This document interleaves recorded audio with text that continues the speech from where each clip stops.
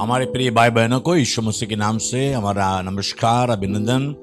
और आज के बाइबल वचन के वाचन के लिए आप सबों को प्रेम से स्वागत करते हैं। चलिए हम पढ़ेंगे, प्रार्थना करेंगे। प्यारे पिता परमेश्वर, धन्यवाद देते हैं। हम प्रेरित 16-14 में देखते हैं कि पौलुस के द्वारा परमेश्वर ने जो भी कहा वो सभी सुनने लायक। लीदिया के मन को तूने खोल दिया, हृदय को खोल दिया। वैसे आज वचन सुनने वाले हर एक के मन को खोल दे प्रभु, ताकि हर एक वचन परमेश्वर जो कहता है उसे सुनकर, उसे मनन कर आशीष पाने के लिए मदद कर। यीशु मसीह के नाम से मांगते पिता, आमेन आमेन आमेन। पहला इतिहास अध्याय 5। इज़राइल का जेठा तो रूबेन था, परंतु उसने जो अपने पिता के बिछौने को अशुद्ध किया, इस कारण जेठे का अधिकार इज़राइल के पुत्र यूसुफ के पुत्रों को दिया गया। वंशावली जेठे के अधिकार के अनुसार नहीं ठहरी। यद्यपि यहूदा अपने भाइयों पर प्रबल हो गया और प्रधान उसके वंश से हुआ, परंतु जेठे का अधिकार यूसुफ का था। इज़राइल के जेठे पुत्र रूबेन के पुत्र ये हुए, अर्थात हनोक, पल्लू, हेजरोन और कर्मी।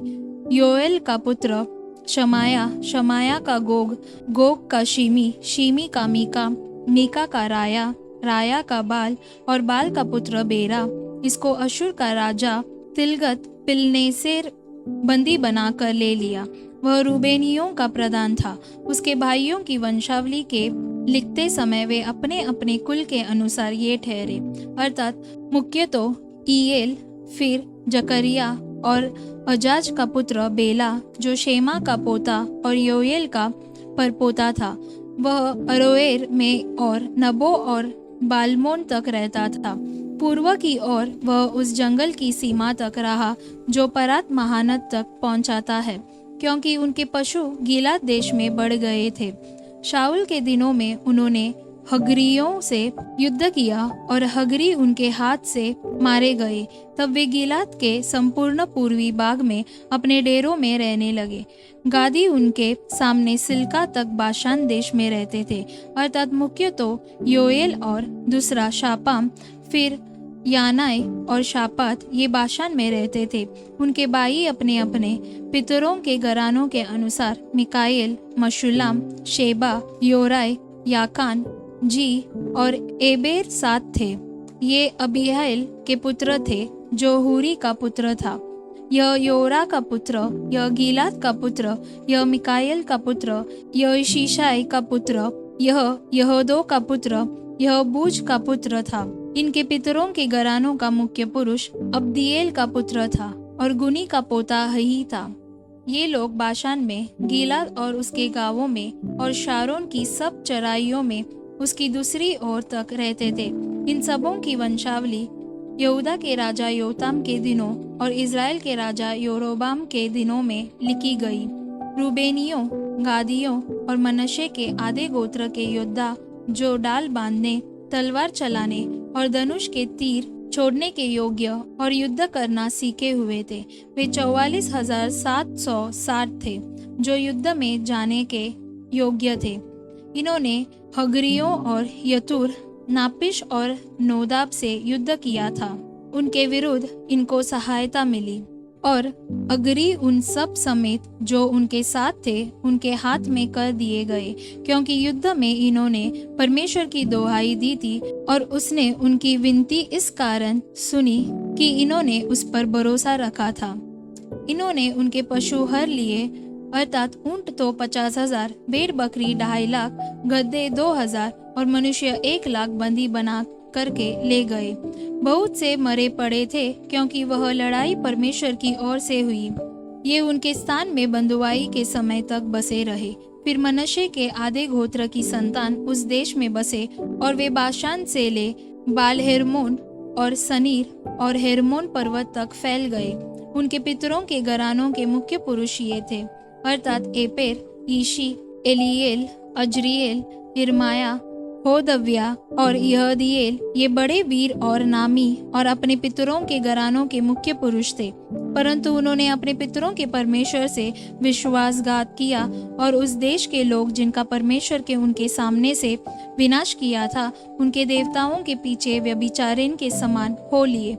इसलिए इज़राइल के परमेश्वर ने अशुर के राजा पुल और अशुर के राजा तिलगत पिलनेसेर का मन उबारा और इन्होंने उन्हें अर्थात रूबेनियों, गादियों और मनश्शे के आधे गोत्र के लोगों को बंदी बना करके हल्ला, हाबोर और हारा और गोजान नदी के पास पहुंचा दिया और वे आज के दिन तक वहीं रहते हैं। आमीन।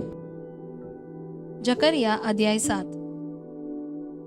फिर दारा राजा के 4 वर्ष के किस्लेव नामक 9वें महीने के 4 दिन को यहोवा का वचन जकरिया के पास पहुंचा। बेतेल वासियों ने शरेसेर और रेगे मेलेक को इसलिए भेजा था कि यहोवा से विनती करे और सेनाओं के यहोवा के भवन के याजकों से और भविष्यद्वक्ताओं से भी यह पूछे, क्या हमें उपवास करके रोना चाहिए जैसे कि कितने वर्षों से हम 5वें महीने में करते आए हैं? तब सेनाओं के यहोवा का यह वचन मेरे पास पहुंचा। सब साधारण लोगों से और याजकों से कहो कि जब तुम इन 70 वर्षों के बीच 5वें और 7वें महीनों में उपवास और विलाप करते थे, तब क्या तुम सचमुच मेरे ही लिए उपवास करते थे? जब तुम खाते पीते हो तो क्या तुम अपने ही लिए नहीं खाते और क्या अपने ही लिए नहीं पीते हो? क्या यह वही वचन नहीं है जो यहोवा पूर्व काल के भविष्यद्वक्ताओं के द्वारा उस समय पुकार कर कहता रहा, जब यरूशलेम अपने चारों ओर के नगरों समेत चैन से बसा हुआ था और दक्षिण देश और नीचे का देश भी बसा हुआ था? फिर यहोवा का यह वचन जकरिया के पास पहुंचा। सेनाओं के यहोवा ने यों कहा है, खराई से न्याय चुकाना और एक दूसरे के साथ कृपा और दया से काम करना, न तो विधवा पर अंधेर करना, न अनाथों पर, न परदेशी पर और न दीन जन पर, और न अपने अपने मन में एक दूसरे की हानि की कल्पना करना। परंतु उन्होंने चित्त लगाना न चाहा और हट किया और अपने कानों को बंद कर लिया ताकि सुन न सके। वरन उन्होंने अपने हृदय को इसलिए पत्थर सा बना लिया कि वे उस व्यवस्था और उन वचनों को न मान सके जिन्हें सेनाओं के यहोवा ने अपने आत्मा के द्वारा पूर्व काल के भविष्यद्वक्ताओं से कहला भेजा था। इस कारण सेनाओं के यहोवा की ओर से उन पर बड़ा क्रोध भड़का। सेनाओं के यहोवा का यही वचन है, जैसे मेरे पुकारने पर उन्होंने नहीं सुना, वैसे ही उनके पुकारने पर मैं भी न सुनूंगा। वरन मैं उन्हें उन सब जातियों के बीच जिन्हें वे नहीं जानते आंधी के द्वारा तितर बितर कर दूंगा और उनका देश उनके पीछे ऐसा उजाड़ पड़ा रहेगा कि उसमें किसी का आना जाना न होगा। इसी प्रकार से उन्होंने मनोहर देश को उजाड़ दिया। आमीन। फिर सेनाओं के यहोवा का यह वचन मेरे पास पहुंचा। सेनाओं का यहोवा यों कहता है, सिय्योन के लिए मुझे बड़ी जलन हुई, वरन बहुत ही जलजलाहट मुझ में उत्पन्न हुई है। यहोवा यों कहता है, मैं सिय्योन में लौट आया हूँ और यरूशलेम के बीच में वास किए रहूंगा और यरूशलेम सच्चाई का नगर कहलाएगा और सेनाओं के यहोवा का पर्वत पवित्र पर्वत कहलाएगा। सेनाओं का यहोवा यों कहता है, यरूशलेम के चौकों में फिर बूढ़े और बुढ़िया बहुत आयु की होने के कारण अपने अपने हाथ में लाठी लिए हुए बैठा करेंगी। नगर के चौक खेलने वाले लड़कों और लड़कियों से भरे रहेंगे। सेनाओं का यहोवा यों कहता है, चाहे उन दिनों में यह बात इन बच्चे हुओं की दृष्टि में अनोखी ठहरे, परंतु क्या मेरी दृष्टि में भी यह अनोखी ठहरेगी? सेनाओं के यहोवा की यह वाणी है। सेनाओं का यहोवा यों कहता है, देखो, मैं अपनी प्रजा का उद्धार करके उसे पूर्व से और पश्चिम से ले आऊंगा और मैं उन्हें ले आकर यरूशलेम के बीच में बसाऊंगा और वे मेरी प्रजा ठहरेंगे और मैं उनका परमेश्वर ठहरूंगा। यह तो सच्चाई और धर्म के साथ होगा।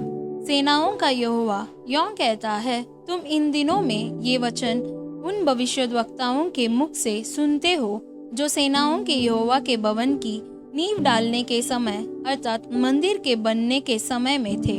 उन दिनों के पहले न तो मनुष्य की मजदूरी मिलती थी और न पशु का भाड़ा, वरन सताने वालों के कारण न तो आने वाले को चैन मिलता था और न जाने वाले को, क्योंकि मैं सब मनुष्यों से एक दूसरे पर चढ़ाई कराता था।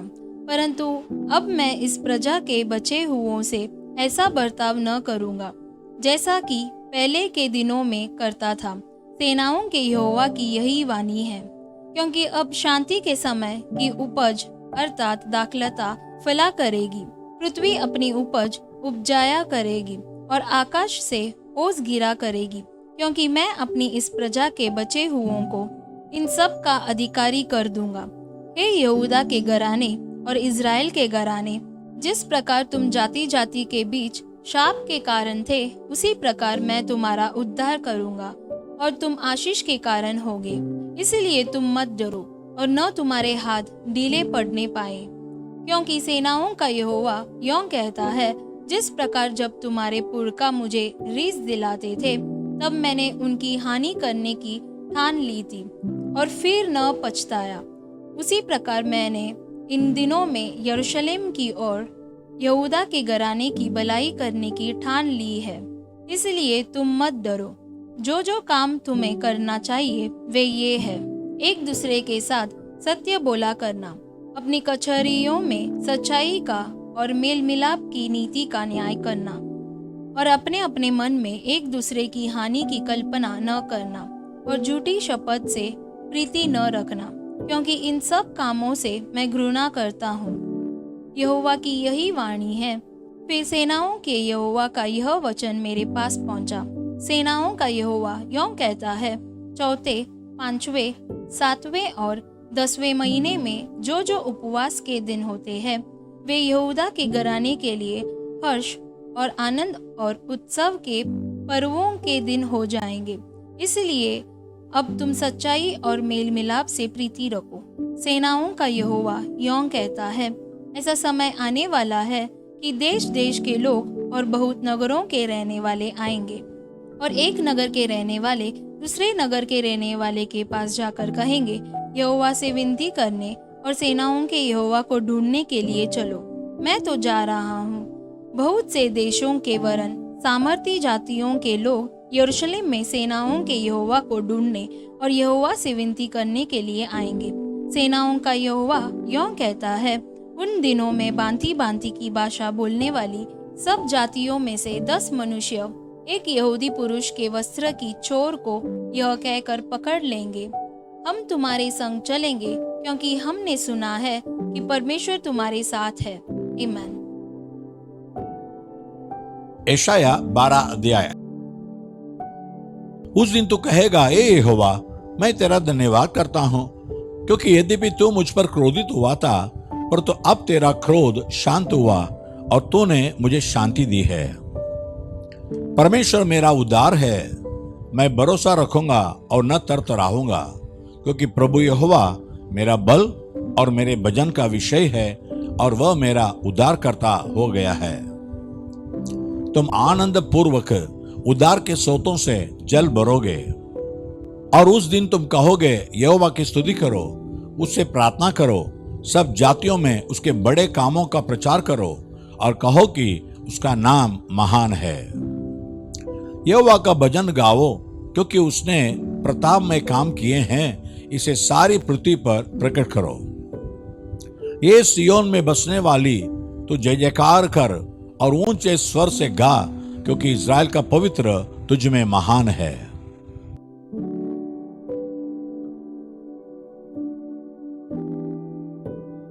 जैसे 12:6 में यशाया 12:6 में देखा था, ऐसा 12:6 में, सियोन में बसने वाली तू जय जयकार कर और ऊंचे स्वर से कहो कि इज़राइल का पवित्र तुझ में महान है। जो परमेश्वर हमारे भीतर है वो महान परमेश्वर है। प्यारे पिता परमेश्वर, धन्यवाद देते हैं। तो आसमान पृथ्वी को सृजन किया हुआ और ऊंचे आसमान में विराजमान रहने वाला तेरे समान कोई नहीं है, लेकिन ऐसे महान परमेश्वर हमारे भीतर रहता है। कितने महान है। हाँ प्रभु, तू महान है। तेरे महान कृत्य को वचन सुनने वाले को जीवन में तो करके दिखा, उनके सारे आशाओं को पूरी कर। यीशु मसीह के नाम से मांगते पिता, आमीन आमीन। God bless you. प्रभु को आशीष करे। आमीन।